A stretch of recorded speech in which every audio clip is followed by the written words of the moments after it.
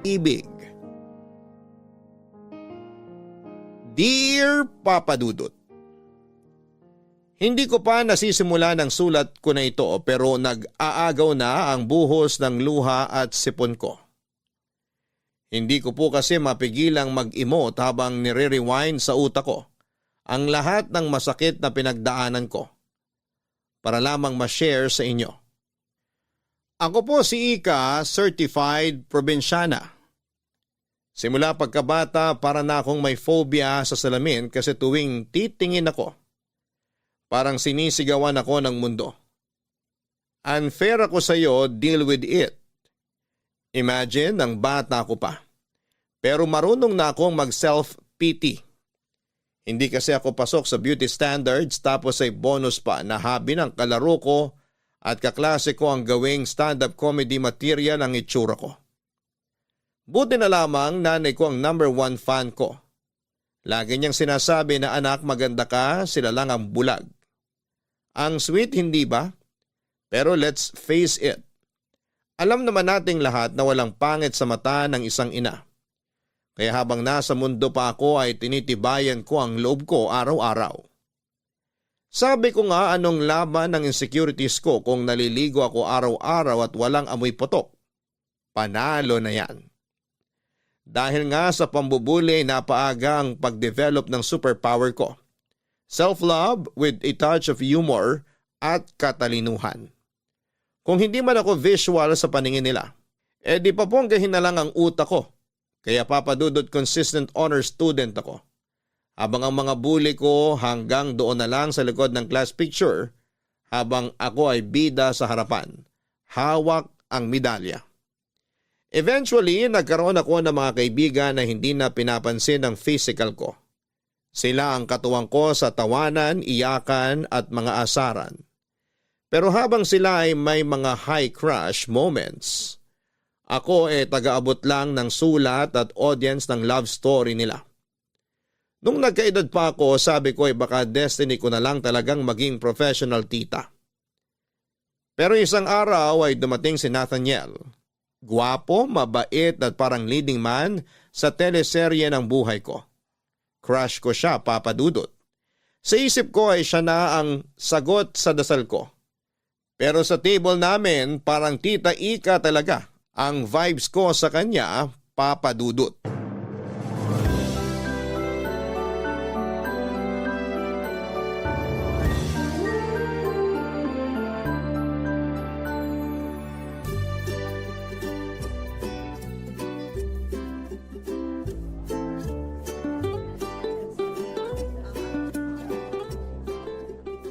Okay lang naman ang pag-aaral mo? Ayos naman po. Kayo po? Aray, grabe ha. Sobrang sakit ng likod ko. Hala, bakit po? Mas lalo akong tatanda sa kakapo mo.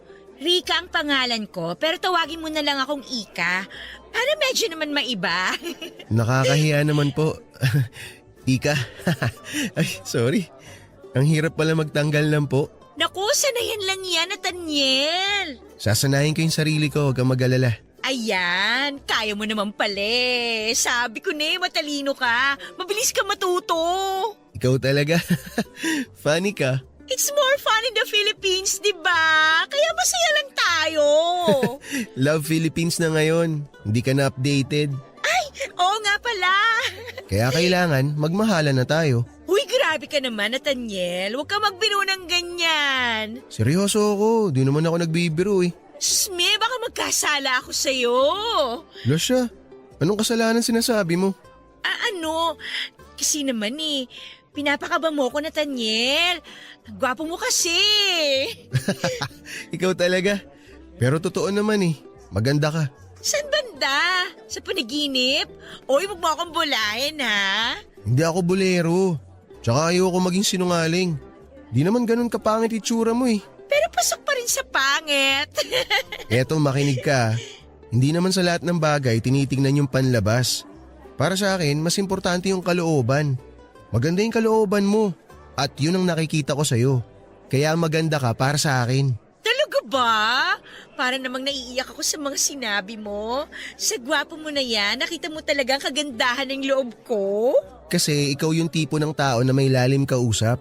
Naku, dahil lang sa matanda na ako. Siguro nga, pero gusto ko yung personality mo. Hindi tulad ng kaedad ko na puro pa cute. Ayoko ng ganun. Mas maganda yung tulad mo. Ay, susme, Nathaniel! Baka takihin na ako sa puso sa sinabi mo. Grabe ka naman. Bakit ka naman naatakihin? Sa totoo lang, Sige na, Ika, sabihin mo na. Huwag mo akong binibitin. pwede ko ba makuha ang Facebook account mo? Doon ko na lang sasabihin. Niya kasi ako eh. Ikaw talaga nahihiya ka pa. Pero sige. Eto. Ayan, i-add kita ha. Accept mo ako ha. Oo naman. Malakas ka sa akin eh. Thank you! Naku, kailangan na nating ubusin tong food sa plate natin. Lalamig na to. Oo nga. Tara, ubusin na natin to. Para nag-slow motion ang lahat, Papa Dudut. Yung tipong bawat segundo ay feeling ko ay nasa romantic drama ako. At si Nathaniel ang bidang leading man ko. Ang dinner na yon ay parang walang ending. Pakiramdam ko ay prinsesa ako sa harap ng prinsipe ko. Pero hindi fantasy kasi nakadilat ako buong oras. At grabe, nang inaccept niya ang friend request ko para kong sumabog sa kilig, nag-flashback bigla ang teenage years ko kahit na 30 na ako. Ang pinaka nakakakilig, yung nag-offer siya na ihatid ako pa uwi. Aba, sinong tatanggi doon? Siyempre, umangkas ako sa motor na hiniram pa niya at nung humarurot kami sa kalsada ay hindi ko napigilan ang mahigpit na yakap. Kung pwede lang na ilipat ang bahay namin sa kabilang probinsya ay ginawa ko na. Pero ayon, kahit nabitaw mode ako pag uwi ay tuloy pa rin ang chat namin sa social media. Walang araw na hindi kami nagsisend ng message at kumustahan sa isa't isa. Dahil dito'y napatingin ulit ako sa salamin. Rika, ano bang nangyari sa'yo? Tanong ko sa sarili ko. Aba, nagbi-makeup na rin ako para kahit papaano magmukhang fresh sa mga date namin. Fast forward. Nung nag-date kami ay napansin niya na nag-makeup ako. Nagustuhan niya naman. At pagkatapos ng date namin ay hinatid niya naman ako sa bahay. Dito hindi na napigilan ang katawang lupa ko at may nangyari sa aming dalawa, Papa Dudut. Sa unang pagkakataon, naramdaman kong totoo pala yung sinasabi sa pelikula na you are beautiful in someone's eyes. Si Nathaniel, ang gwapo kong knight in shining armor, ay minahal ako.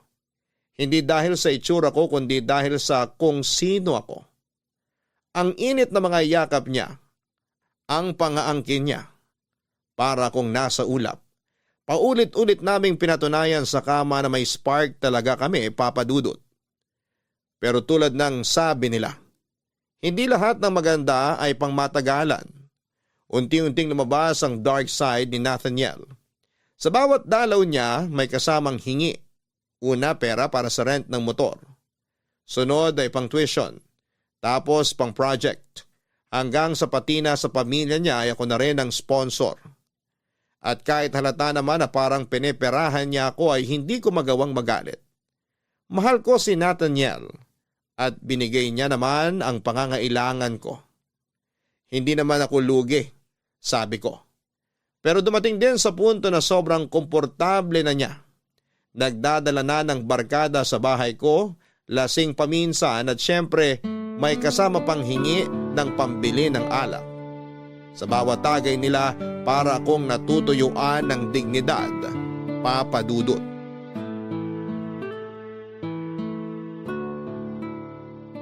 Salamat talaga sa pabanlaw mo, mahal ah. Talagang love na love mo ako. Mahal, pwede ba?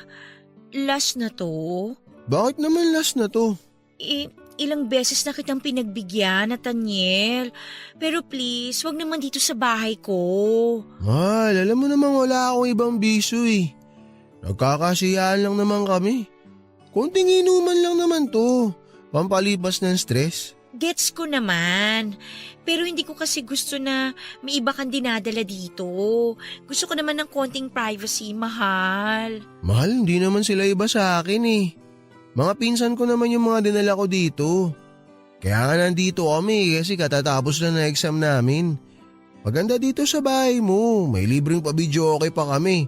Tapos ang ganda pa ng smart TV mo. Aircon pa dito. Pero please, last na to ha. Pero hindi ba pwedeng respetuhin mo naman yung gusto ko? Alam mo namang may trabaho ako, di ba? Magtuturo pa ako. Eh sabi mo hindi ka naman magtuturo ngayon. Kaya nga ako nagdala ng konting saya dito eh. Gusto ko kasing magpahinga. Pero sa ganitong ingay, paano ko magagawa yun? Ay, teka sandali. Mga bro, pakihinaan nyo nga yung volume. O yan, pinahinaan ko na sa kanila. Mahal naman eh. Oo na, sige na, last na to. Di na ako magdadala dito ng mga kainuman ko.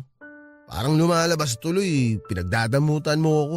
Hindi ako madamot. Alam mo yan. Hindi lang talaga ako sanay na may ganito sa bahay. Gusto ko lang ng tahimik, maayos na bahay. Yung ganun, ayoko rin na madalas kang umiinom. Bata ka pa eh. Hindi nakakabuti yan. Ayaw mo ba nun? Pagka ganito, mas matagal, tsaka mas masarap.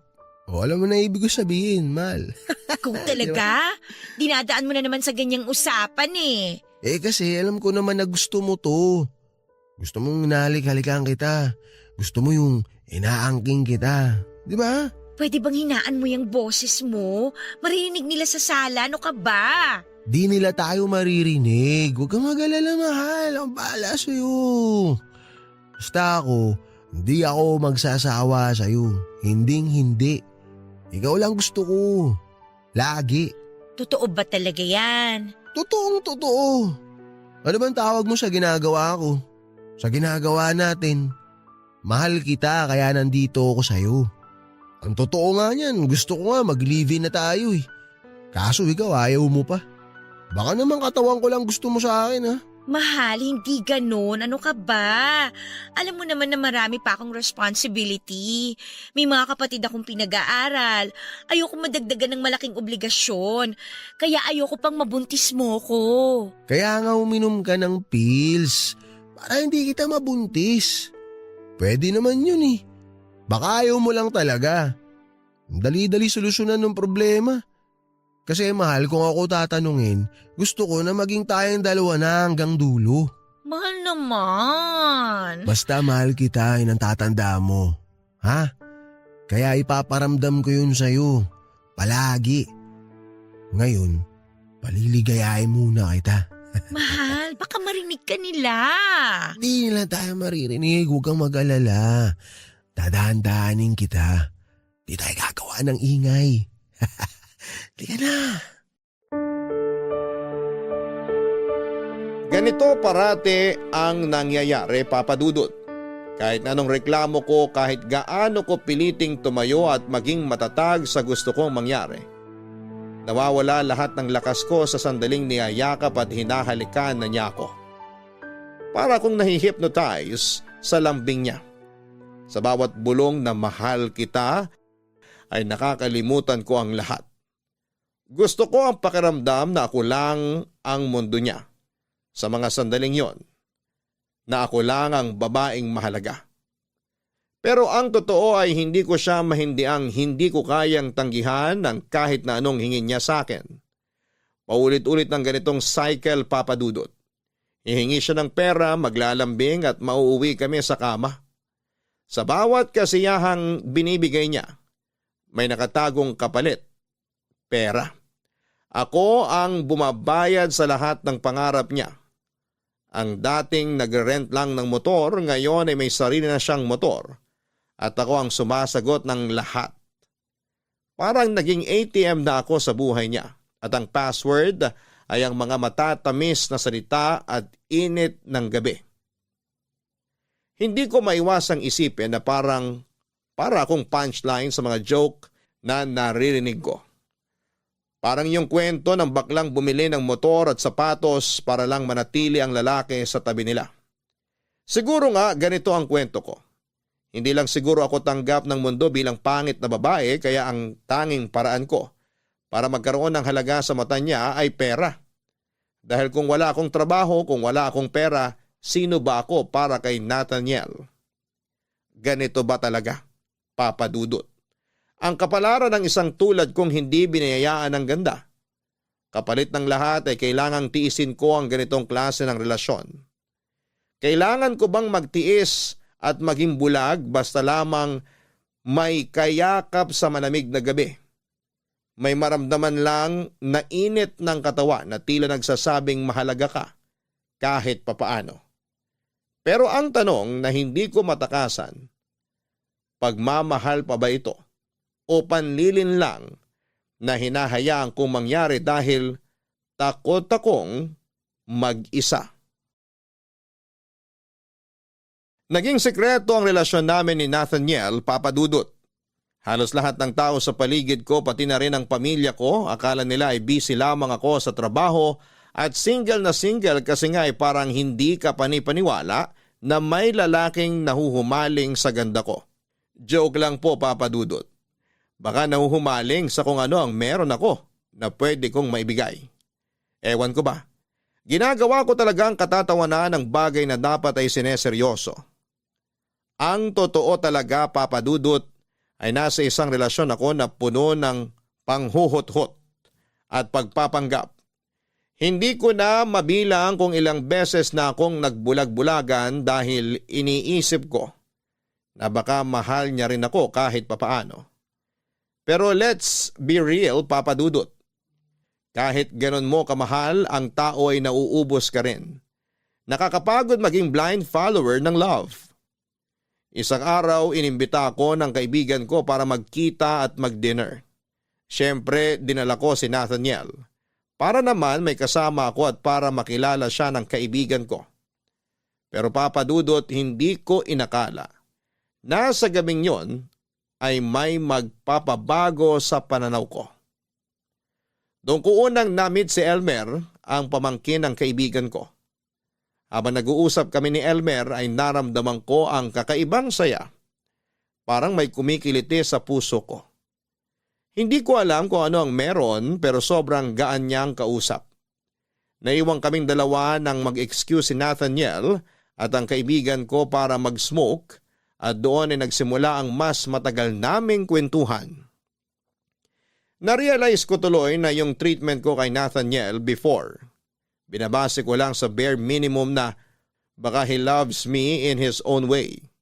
Pero si Elmer, siya yung nagpapakita na dapat na bare minimum. And let's be honest, hindi pa nga minimum yon kasi grabe talaga ang malasakit niya. Hindi ko alam kung iniisip ko lang ito dahil sobrang saya ko sa gabing yon o dahil matagal na rin akong hindi nakaranas ng ganitong klase ng atensyon. Pero yun nga, Papa Dudut, pinaramdam sa akin ni Elmer ang isang bagay na akala ko'y matagal ko nang nawala.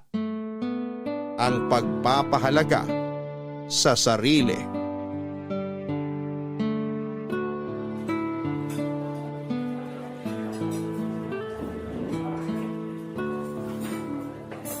So, Elmer, ano nga ulit ang trabaho mo? Parang ang chill mo lang kausap eh. Pero mukhang busy ka rin naman sa buhay. May hobby ka ba? Ang dami mo agad tanong. Nalula ako dun ah. Parang hindi kaya ng... Sorry naman. Okay lang naman ate. Call center agent ako, night shift. Pero pag hindi ako tinotopak at may free time, nag-freelance photography ako. Mahilig kasi ako mag-capture ng mga raw na moments. Yung hindi pilit, yung totoong kwento sa isang picture. Katulad mo ngayon, parang gusto kong kunan ka ng picture. Hala, baka basag ang camera mo. Hindi ah. Minsan hindi mo kailangan magpanggap para maging maganda ka sa mata ng iba. Be yourself. Maganda ka. Sus, bolero ka rin pala. Binigyan ka ata ng pera ng tita mo para sabihan ako ng magagandang words. Pero salamat ha. Baka kailangan mo na ng bagong salamin sa mata. Ikaw talaga. Alam mo, like sa trabaho ko, minsan kahit buong effort mo na binigay mo, parang wala lang sa ibang tao. Parang background music ka lang sa buhay nila. Pero okay lang. Ang mahalaga, nagawa mo ng maayos ang trabaho mo. Ikaw talaga, iba ka. May kaya naman kayo sa buhay pero nagtatrabaho ka? Si ate talaga. Hindi naman pwedeng walang trabaho sa Pinas. Hindi pwedeng nakatunganga lang at maghihintay ng biyaya. Dapat pinagtatrabahuhan. Kapag ang pera galing sa pawis, mas pinahahalagahan mo. At saka hindi mo basta-basta ginagasta sa kung ano-ano lang. Sina lola ko, tita at tito ko lang yung mayaman. Ako, corporate slave. Tsaka hindi naman natin masisisi yung iba. Kasi mahirap din naman talagang makapasok ng trabaho sa Pinas. Alam mo, pareho tayo. Sa ESL teaching ko naman, minsan pakiramdam ko, ako lang ang nagpapaka-effort para lang mag-aral yung student ko. Yung iba, parang walang pakialam. Requirement lang nila ang mag-log-in. Nakakabagot din lalo na kung susungitan ka pa. Susme, gusto ko na lang mag-log out minsan. Wag ka, sobrang relatable. Dati, isang client ko, galit na galit kasi daw hindi ko siya maintindihan. Siya kaya, parang radyo na walang signal. Ako naman, isang student ko, sabi sa akin, "Teacher, are you sure you know English?" Grabe! Gusto ko siyang sagutin ng, "Ikaw kaya turuan ko ng Tagalog, tingnan natin." Nakakatuwa ka kausap. Kaya siguro kahit toxic na yung paligid, nadadala mo lang ng light. Hindi naman. Minsan nga iniisip ko kung tama pa ba ang ginagawa ko. Pero hearing that from you, parang ang gaan lang. Uy, thanks ha! Uy, parang ang saya nyo ah. Mahal, baka naman pinagpalit mo na ako sa pinsan ng kaibigan mo ah. Halika na, masayang kausap si Elmer. Feeling ko magkakasundo kayo. Ah, ganon? Kung sa tingin mo magkakasundo kami, baka nga magkasundo kami. Ano ba pinag-uusapan nyo? Sa gitna ng maala-teleseryeng twist ng buhay ko ay may mga eksenang parang boom. Dumarating ng hindi mo inaasahan. Ganito na ganito ang peg noong dumating si Elmer sa eksena, papadudot, ibang level siya. Hindi siya yung typical na lalaki na magbibigay ng hi, hello, bye na vibes. Para siyang walking TED Talk, pero promise, walang dull moment. Kahit ang usapan lang ay tungkol sa ulam, biglang nagiging deep at meaningful. Habang kausap ko siya ay parang may slow-mo ang mundo ko. Tapos kami lang ang nakafocus. Ang gaan, ang saya at kahit feeling ko ang bigat-bigat na ng buhay ko. May mga sandali rin na hindi ko malimutan ang kakaibang tingin niya na ibinibigay sa akin. Gaya nung nakita niya kaming naghalikan ni Nathaniel matapos ang dinner. May halong malasakit at pangunawa ang kanyang tingin. Then dumating ang araw na feeling ko ay ayoko nang bumangon. Ayoko na sa liwanag pero papadudot, eto na nga. Nalaman ko ang sekretong pasabog ni Nathaniel. Yung perang hinihingi niya sa akin aba ginagastos niya para sa ibang babae. At hindi basta babae ha. Diyosa levels. Para akong na-wipe out sa realization na yon. Na-realize ko na paano ko hinayaang magpakababa ng ganito. Si Elmer, alam ang lahat, ramdam ko ang pagkabahala niya. Pero mas naramdaman ko ang alaga niya. One time, sinabi niya sa akin ang mga salitang parang direct hit sa puso ko. "Rika, mas mahalaga ka kesa sa iniisip mo. Huwag kang pumayag na tratuhin ka ng mas mababa sa deserve mo," ang sabi niya. Papadudot, umiyak ako noon sa harap niya. Imagine isang tao na nakita ang worth ko. Kahit ako ay hindi ko na makita ang sarili kong halaga. Kaya kinumpronta ko si Nathaniel at nag-ipon ako ng lakas ng loob para harapin siya. Lahat ng sakit at hinanakit ay sinabi ko at ang hirap papadudot, pero habang ginagawa ko yon ay nararamdaman ko na parang unti-unting bumabalik ang self-respect ko. Naisip ko na finally unti-unti nang umaayos ang teleserye ng buhay ko. Tama na to. Wala nang kwenta tong palabas na to. Ayoko na. Tapos na tayo. Mahal, ano ba nangyayari sa'yo? Saan ba nanggagaling yung mga pinagsasabi mo? Pwede ba mag-usap muna tayo ng matino? Nathaniel, wag mo akong gawing tanga. Tanga? Saan naman nanggaling yan? Paano kita ginagawang tanga? Tigilan mo na yan. Alam ko na yung babae, yung pera, lahat ng kasinungalingan mo. Mahal, teka lang ha. Time out muna. paintindi mo naman sa akin yung nangyayari. Hindi ko nasusundan eh. Na habang binibigay ko lahat, pinagtatawanan mo ko? Na ginagamit mo ko habang nag-iilusyon akong mahal mo talaga ako? Ika, mahal kita. Mahal? Mahal ba yung ginagawa mo? Gagamitin mo ko, sasaktan, tapos yung perang hinihingi mo, ginagastos mo sa ibang babae? Yan ba yung pagmamahal? Huwag mo akong pinagloloko, Nathaniel! Mahal, please, pag-usapan natin to. Alam kong kaya nating ayusin to. Huwag ka muna magpadalos-dalos. Hindi kita kayang mawala sa buhay ko. Hindi, Nathaniel. Pinili mong sirain yung relasyon natin. Yung tiwala ko, pati ako. At ngayon, ikaw ang mawawala. Mawawala ka na sa buhay ko. O sige, nagkamali ako. Okay, pero babawi ako. Bigyan mo lang ako ng isang chance. Wala nang chance. Wala nang aayusin. Sa wakas, nakita ko na kung gaano kababa yung trato ko sa sarili ko dahil sa'yo. Pero tapos na yon. Deserve ko ang masigit pa. Ako ang deserve mo. Hindi mo ko kayang iwan, Ika. Alam ko yun. Hindi mo kaya. Sino may sabi? Ikaw? Well, newsflash. Kaya ko. At ginagawa ko na ngayon. Tama ng lahat ng kalokohan mo. Tama ng paggamit mo sa akin. Panggagamit? Huy, Ika. Huwag kang magmalinis. Ginagamit mo rin naman ako eh. Ano? Paano mo nasabi yan? Sino ba nagbibigay ng saya sa'yo? Di ba ako? Sino bang gumagawa ng lahat para maramdaman mo na mahalaga ka?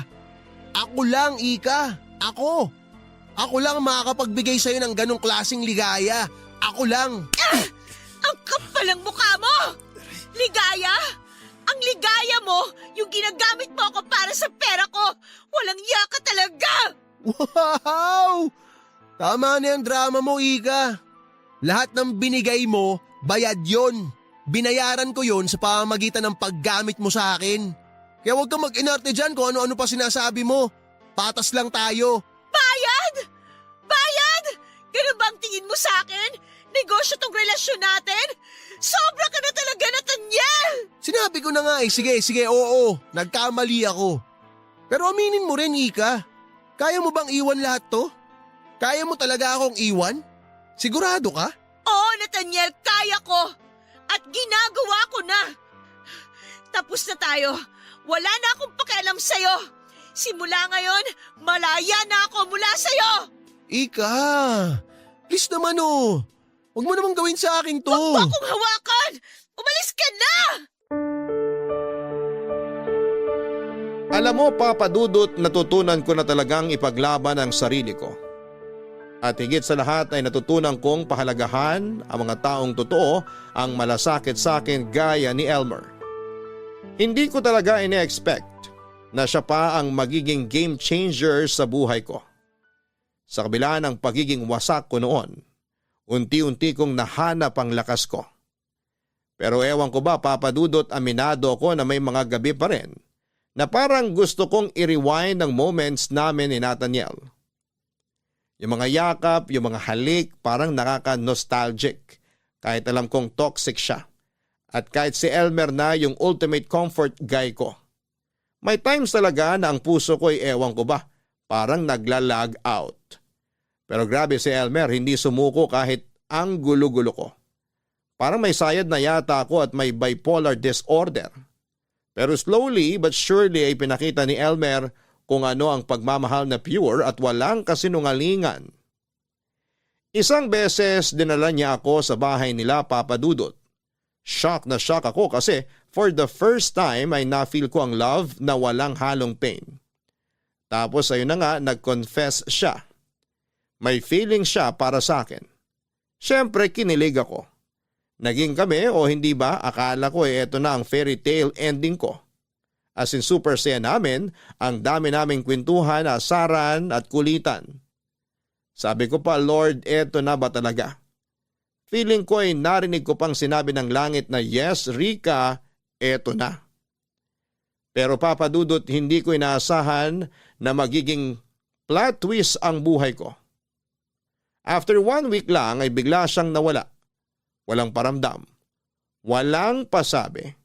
Ang malala ay nag-effort pa ako na magpagawa ng cake para i-surprise siya sa birthday niya. Pero guess what? Ako lang ang kumain ng cake na yon. Promise, ang sakit-sakit. Literal na yon ang pinakamalungkot na cake sa buong buhay ko. Tinext ko siya non-stop pero wala talaga hanggang sa finally naka-receive ako ng text na pinaka-heartbreaking sa buong buhay ko. Stop bothering me. Nasaktan ako, Papa Dudut. Parang yung moment na nasa alapap ako ay bigla na lang akong nahulog. Walang parachute. Diretso sa lupa. Si Elmer na akala ko ay light of my life ay biglang naging shadow na lamang. Kaya sabi ko sige na nga magbabagong buhay na lamang ako. Magpapaka-independent woman ako.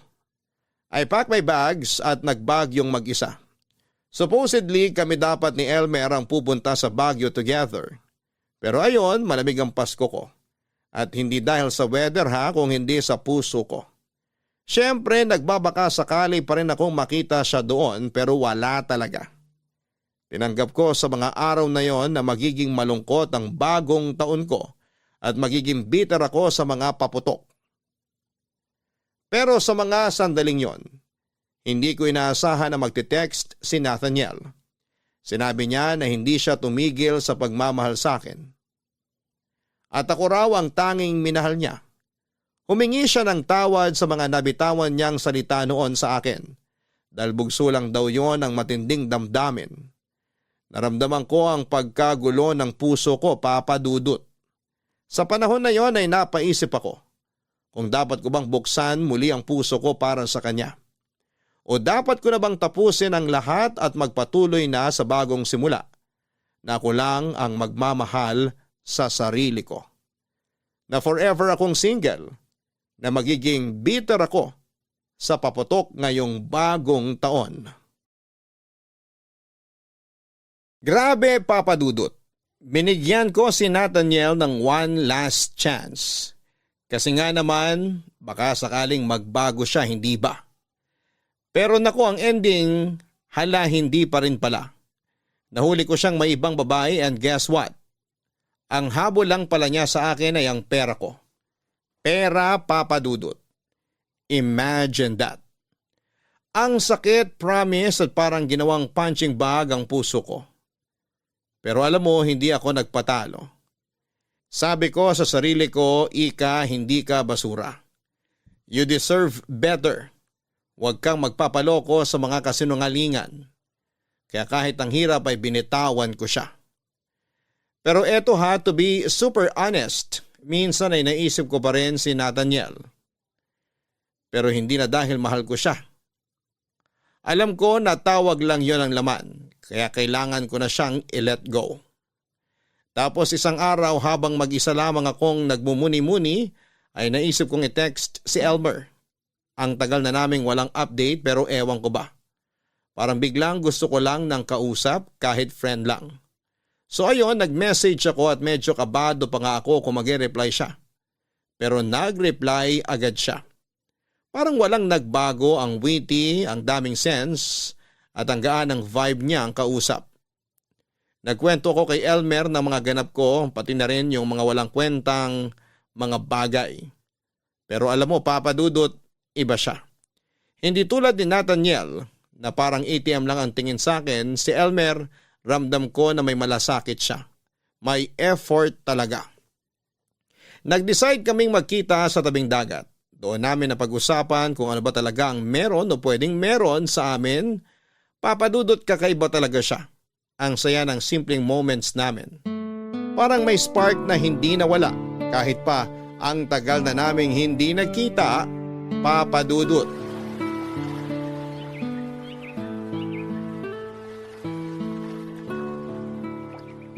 Alam mo, next week nasa Manila na ako. Doon na talaga ang bagong chapter ng life ko. Ikaw, after a month, sunod ka ha? Oo naman, susunod ako. Pero syempre, may Japan moment muna ako kasama si Lola. Kailangan ko siyang samahan eh. Wow, ang sosyal. Ang yaman niyo talaga, no? Si Lola lang yon, hindi ako. Siyang mayaman. Ako pasabit lang sa biyaya. Pero kahit sabit, dugong mayaman ka pa rin. Nako, ikaw talaga. Pero ate, gusto ko mag-thank you. At gusto ko rin mag-sorry. Alam kong nasaktan talaga kita nun.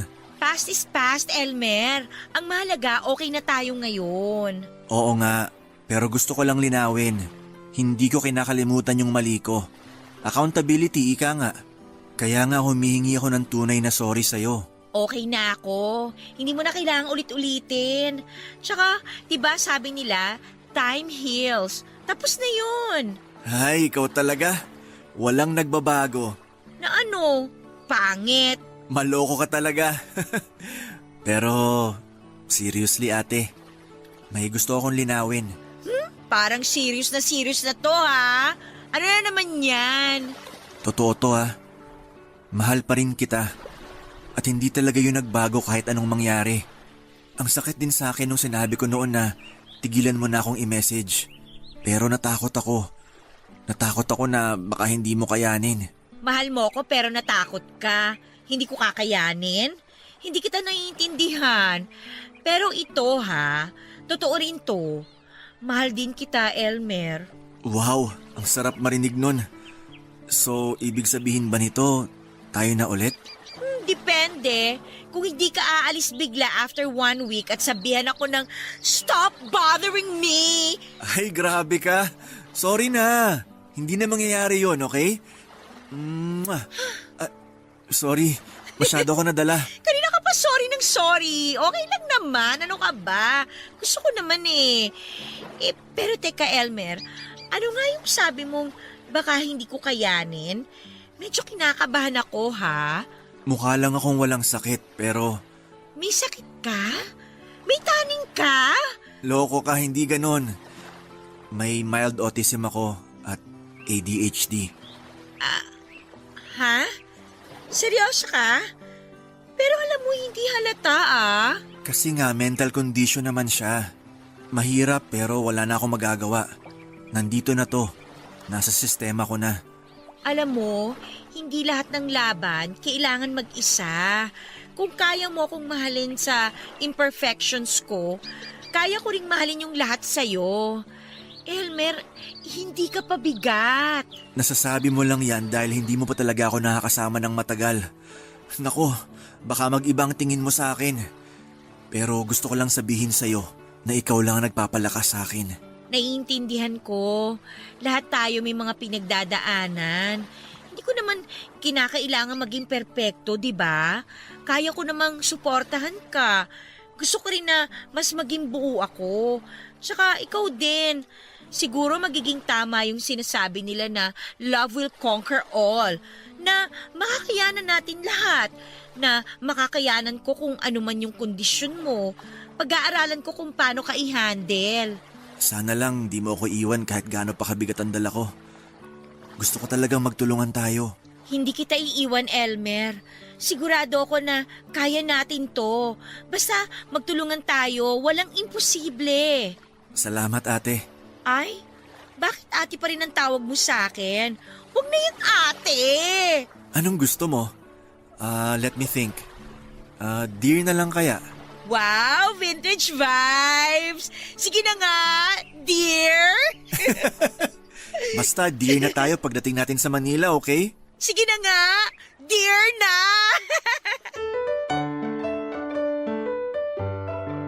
Isang buwan ang nakalipas mula nang umalis ako sa bayan namin ay sumunod naman agad si Elmer sa Manila.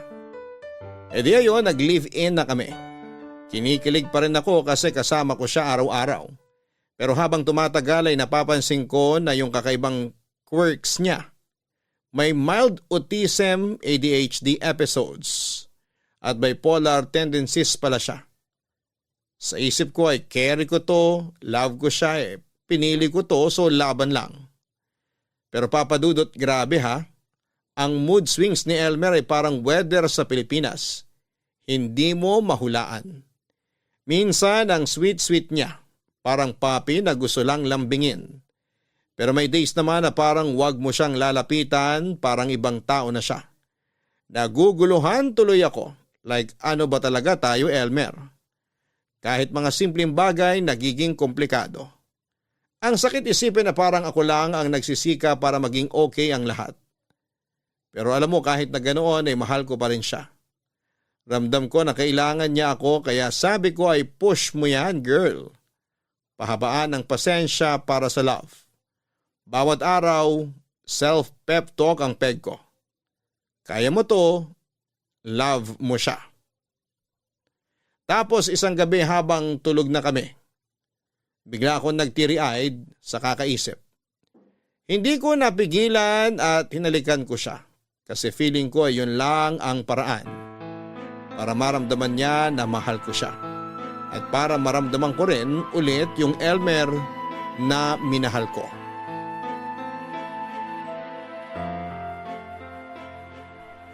Ano ba? Anong ginagawa mo? Hinalikan lang kita. That's disgusting! Bitiwan mo ako! Hindi mo dapat ginawa yon. Alam mo dapat na mali yung ginawa mo. Sorry na. Pero ginagawa naman natin to noon na. Mag-iisang buwan na tayong nagsama dito sa Manila. Hindi mo na ako hinahalikan. Dati palagi mo naman tong ginagawa kapag nakikita tayo. Hindi ka makapaghintay? Alam mo namang marami akong iniisip. Marami akong problema. Gets ko naman. Namiss lang kita. Namiss ko yung kausap ko dati. Nagsasama nga tayo sa iisang bubong pero parang ang layo-layo mo naman. Parang may malaking harang na namamagitan sa atin. Gusto mo may mangyari sa atin. Sabi ko naman sa'yo na maghintay ka lang. Darating din tayo dyan. Hindi naman sa ganon. Nasasaktan lang ako because you're near yet so far. Pwede bang wag mong i-justify ang ginawa mo? Mali yun. Dahil walang consent yun. Ano pala tayo? Bakit tayo nagsasama sa iisang bubong? Alam mo, dear, naguguluhan ako. Hindi ko gusto ang ginawa mo. Kasi naman simula nung nandito na tayo sa Manila, I'm hoping that everything will be okay. Pangit ako, gwapo ka, oo, alam ko naman yun. Parang ang hirap sigurong paniwalaan na pwede tayo. Nagsimula na tayong bumuo ng buhay dito, di ba? Alam kong hindi perpekto pero hindi ba mahal mo naman ako? Hindi ko na alam kung pantasya lang ba itong lahat na nangyayaring ito. Hindi mo dapat sabihin yan. Hindi yan ang issue. Ang issue dito, hinalikan mo ako habang wala akong kaalam-alam. Tulog ako. Walang consent. Pero naghali ka na naman tayo before. Anong pinagkaiba nung ngayon? Kasi noon ginusto ko. Ngayon, pinagsamantalahan mo ako. Magkaiba ang ginusto at sa hindi. Ano? Hindi kita pinagsasamantalahan, ha? We're living together. Magkasama tayo sa isang bubong. Ano ka ba? Bumubuo tayo ng buhay natin together. Nagmamahalan tayo. And I'm frustrated na hindi man lang kita makausap ng matino. Para bang ibang tao yung kaharap ko. Tama na. Matutulog na lang ako. Wag mo akong hawakan. Elmer? Diba sabi ko tumigil ka na? Walang patutunguhan yung mga sinasabi mo. So ano? Ano na ba talaga ako sa'yo? I'm sorry if I go beyond the boundary, ha? Patawarin mo ako kung niyakap kita, kung hinalikan kita. Patawarin mo ako kasi mahal kita eh. Sige na, matulog na tayo. Sandali. Gusto ko lang sabihin sa'yo na may trauma ako. Kasi may taong humalik at hinipuan ako noon sa lounge ng call center. It was traumatic. Parang feeling ko bumalik nang hinalikan mo ako nang hindi ko alam. Elmer? I'm sorry, ha? Hindi ko alam. I'm so sorry talaga. Alam mo, Papa Dudut, naawa talaga ako kay Elmer. Naawa ako kasi alam kong nahihirapan siya. Pero inis na inis din ako sa sarili ko kasi parang hindi ko mapigilan ang mga impulsive moments ko. Pero paano ba? Mahal na mahal ko yung tao. Kaya kahit papaano ay hindi ko rin masisi ang sarili ko. Matapos yung pagsubok na yon ay natutunan ko na kahit na anong pagkakamali ay hindi yon magiging hadlang kung talagang tunay ang pagmamahal. Nagkapatawaran kami ni Elmer, Papa Dudut, at kahit gaano kahirap ay pinili ko siyang ipaglaban. Nagpakatibay ako lalo na dahil alam kong hindi madali ang relasyon namin. May bipolar disorder si Elmer at alam kong malaking adjustment yon para sa aming dalawa, Papa Dudut. Unti-unti ay natutunan naming iset yung boundaries namin. Mas naging klaro ang relasyon namin. At doon ko naramdaman na mahal niya talaga ako. Isang gabi, Papa Dudut, na pag-usapan namin na i-level up ang relasyon namin. Nagsiping kami, ginawa namin sa unang pagkakataon na ipaubaya namin ang aming mga sarili sa bawat isa. Naging iisa kaming dalawa, Papa Dudut. Ang saya ko kasi ginawa namin yon nang may pagmamahal at tiwala sa isa't isa. Parang lahat ng doubts at fears ko noon ay nawala na. Hindi ko ipagkakaila, Papa Dudut, na minsan ay sobrang hirap din talaga. May mga araw na unpredictable ang mood niya. Pero sa kabila ng lahat ng kalituhan, isang bagay lang ang sigurado ako. Mahal ko po si Elmer at mahal niya ako.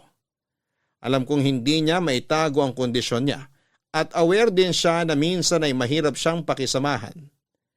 Pero ang pinakamahalagang bagay na natutunan ko, Papa Dudut, ay yung tanggapin siya ng buong buo.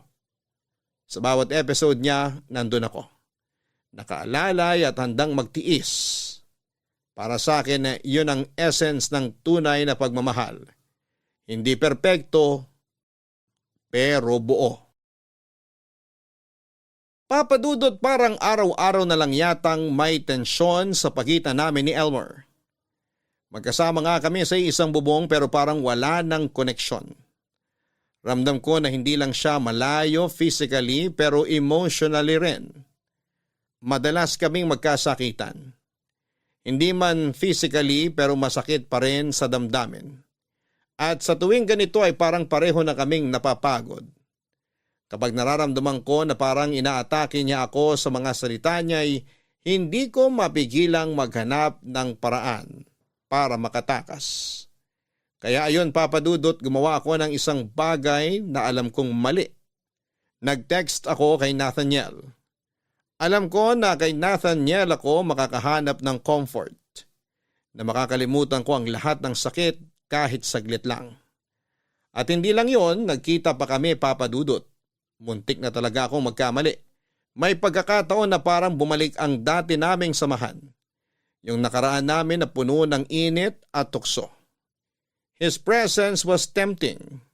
Parang natatakam pa rin ako kay Nathaniel. Pero sa kabila ng lahat ng tukso, hindi ko tinuloy.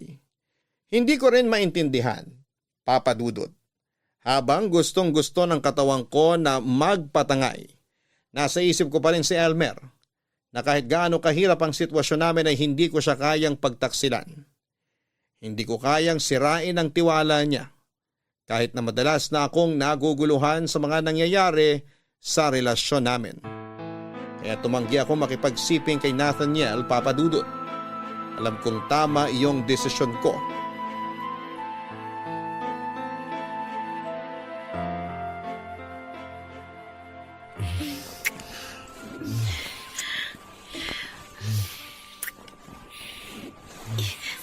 Teka, wag! Mahal, bakit? Hindi tama to, Nathaniel. Mali to. Mali. Kaya nga tayo nagkita, di ba? Dahil sabi mo miss mo na ako. Ako rin, miss na rin kita. Pero mali pa rin. Hindi ko dapat ginagawa to. Ano sinasabi mong hindi mo dapat ginawa to? Text ka ng text sa akin. Nagpapakyut ka pa sa mga chat. Tapos ngayon mali na? Ano ba tingin mo sa akin, Nika? Laruan? Nathaniel, I'm sorry. Pero nakukonsensya na ako eh. Hindi dapat ako pumunta dito. Konsensya? Huwag ka nga nagpapadikta dyan sa konsensya mo. Kaya mo bang tiisin yung nararamdaman mo? Kahit di mo aminin sa akin, kulang na kulang ka sa lambing. Ika, ibigay mo na sa sarili mo to. Alam kong gustong gusto mo rin naman to eh. No, wag! Tama na, ayoko na. Ayaw mo na? Ang bilis naman magbago ng isip mo. Ikaw ba bipolar o yung Elmer na yun? Kanina iba sinasabi ng mga mata mo. Ibang-iba rin yung pinararamdam sa akin ng mga labi mo. Nasasabihin mo mali to? Ayos ka. Alam ko gusto mo to. Tama na. Mahal. Huwag mo akong tawaging mahal. Tigilan na natin to, Nathaniel. Hindi ko pwedeng gawin to kay Elmer. Hindi ko siya kayang lokohin. Mahal naman, nandito na tayo eh. Wala namang makakaalam. Sige, wag na nating ituloy. Magbibihis na ako. Pero bago ako magbihis, Ika, baka naman meron kang ekstrang pera. Lalapit muna sana ako sa'yo para manghiram. Oo, alam ko yung role ko. Alam ko na kapag matuloy itong pagkikita natin, bibigyan kita ng pera. Dahil yun lang naman ako sa'yo eh. Parang ATM. Ang sakit mo naman magsalita, Ika. Kani-kanina lang, hayok na hayok ka sa katawan ko eh. Gustong gusto mo magpakamot sa akin tapos biglang nagbago yung isip mo. Tumigil ka nga! Alam mo, Ika, hindi ako nagkamali. Ikaw ata talaga yung may sayad eh. Hindi si Elmer. Mas ikaw talaga yung may sakit. Mas ikaw yung bipolar. Wala kang karapatan na insultihin ako at si Elmer. Bakit? Masakit ang katotohanan? Ako alam ko ginagawa ko. Eh ikaw, alam mo ba? Pabago-bago ka ng isip. Ginagawa mo akong tanga. Huwag kang pa-victim dyan. Tuwing nag-aaway kayo ng Elmer na yon, hindi ba ako chinechat mo? Sabi mo makikipaghiwalay ka na sa kanya kasi hindi mo na siya kaya. Hindi mo na kayang tiisin yung mga pinag-aagawa niya.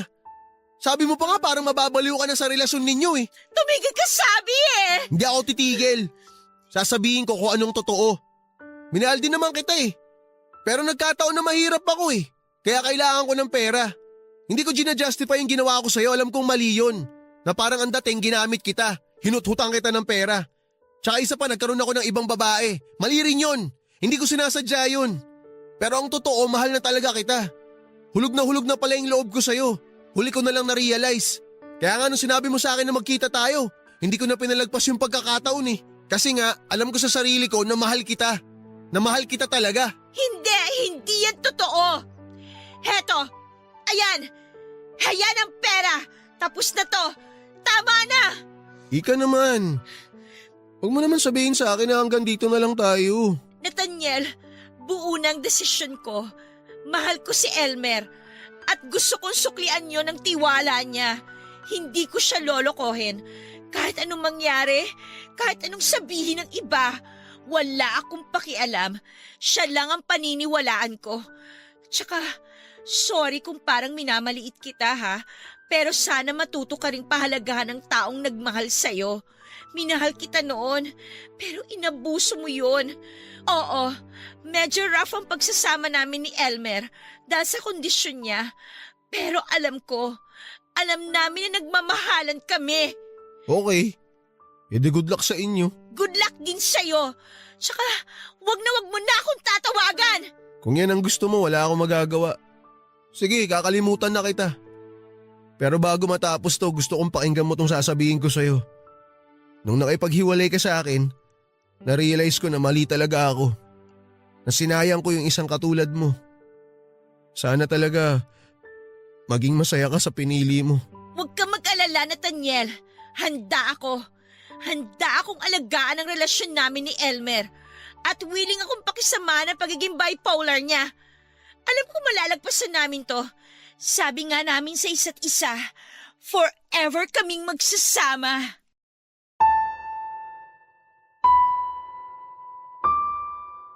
Mahal ko si Elmer, pero sa totoo lang minsan naiisip ko, paano na ako? Kaya ko bang ayusin lahat ng ito?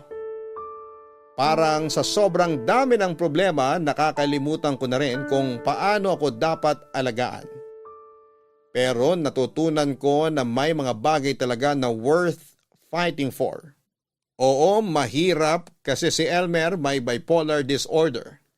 At hindi biro ang epekto nito sa relasyon namin. Sa simula sabi ko ay kaya ko ba ito? Makakaya ko bang makisama sa ganitong sitwasyon? Napuno kami ng tampuhan, iyakan at minsan ay parang gusto ko nang sumuko. Pero naiisip ko rin na kung mahal mo ang isang tao ay gagawin mo ang lahat para intindihin siya. Kaya isang gabi ay habang nakatulog si Elmer sa kalagitnaan ng pag-aaway namin ay nag-research ako. Napagtanto ko na hindi ko kailangang solohin ito. Kaya't dinala ko si Elmer sa psychologist. Nakakatuwa kasi habang iniisip ko na para sa kanyang lahat ng ito, ako rin pala ang natulungan. Natutunan kong maging mas mahinahon. Natuto akong magtiyaga. Ang cute nga kasi si Elmer ay natuto rin siyang mag-adjust. Unti-unti niyang naintindihan ang sarili niya. Kahit may mga pagkakataon pa rin may mga episode si Elmer, mas nararamdaman ko na may pag-asa pa ang aming samahan. Hindi ko po ipinagpapalit ang mga moment na ito. At natutunan ko po na ang pagmamahal ay hindi palaging madali. Sa tulong ng psychologist, si Elmer ay mas naging bukas at handang makinig. At ako naman po ay natuto ng mga paraan kung paano maging mas matatag sa mga pagsubok. Kaya ko po sinasabi ito kasi gusto kong ipaalala sa lahat na mahalagang mental health. Hindi lang para kay Elmer kundi para rin sa akin.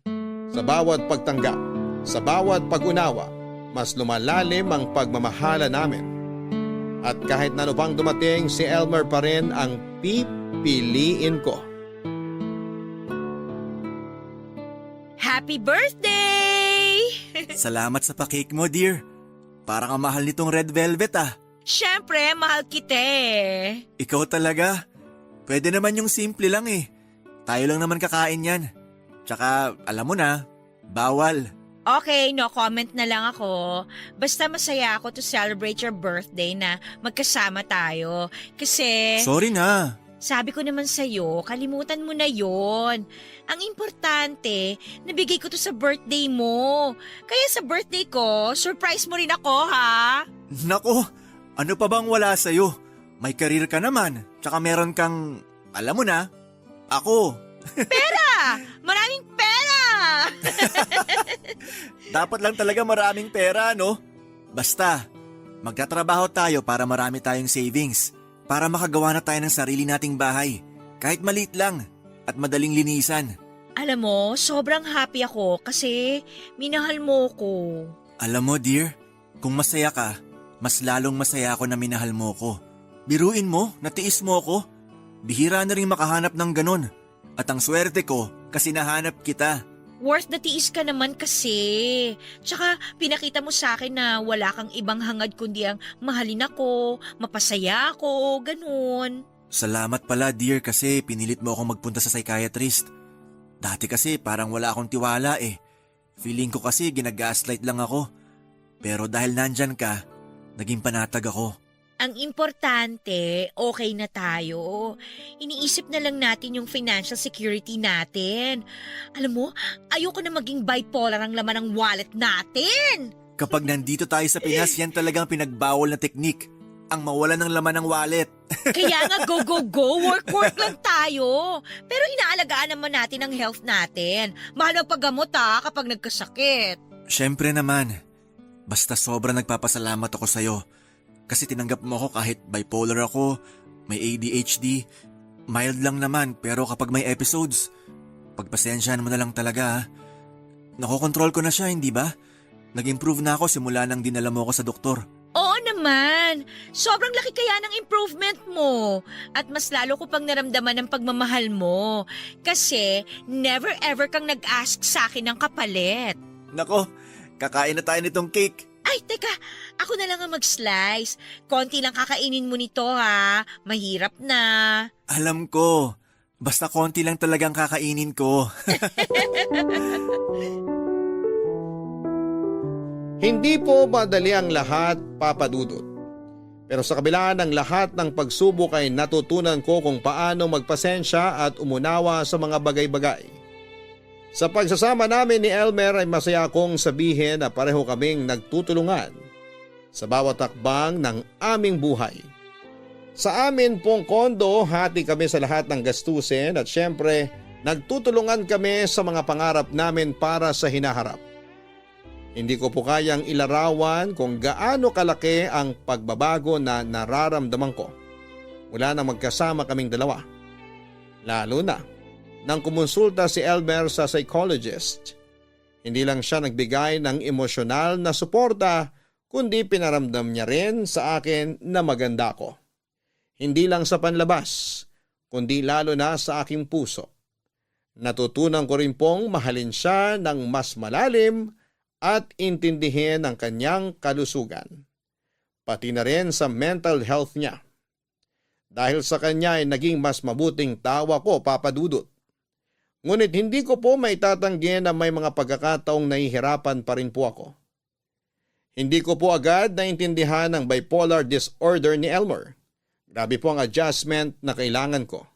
At minsan, ang mga mood swings niya ay mahirap pakisamahan. Kaya nagkakaroon kami ng tensyon. Pero sa mga ganong pagkakataon ay pinipilit ko pong intindihin siya. At natutunan ko rin na hindi ko dapat gawing responsibilidad ang pagpapasaya sa kanya.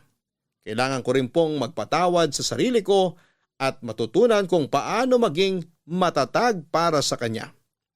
Ngayon po ay nagawa ko na pong yakapin ang lahat ng aspeto ni Elmer, pati ang bipolar side niya. Sabi ko nga ay pahabain ko pa ang PC ko para sa kanya. At sana po sa tulong ng pagmamahal namin ay magtulungan kami para mapanatili ang magandang relasyon. Umaasa po akong mabibigyan kami ng lakas at magandang kalusugan para magpatuloy ang aming pagmamahalan at maging normal ang aming pagsasama sa kabila ng lahat ng pinagdadaanan. Maraming salamat po Papa Dudut sa pagbibigay ng pagkakataon sa akin na maibahagi ang aming kwento. Sana po'y magbigay gabay ito sa mga taong may katulad ko na pinagdadaanan at matutunan nilang mag-intindi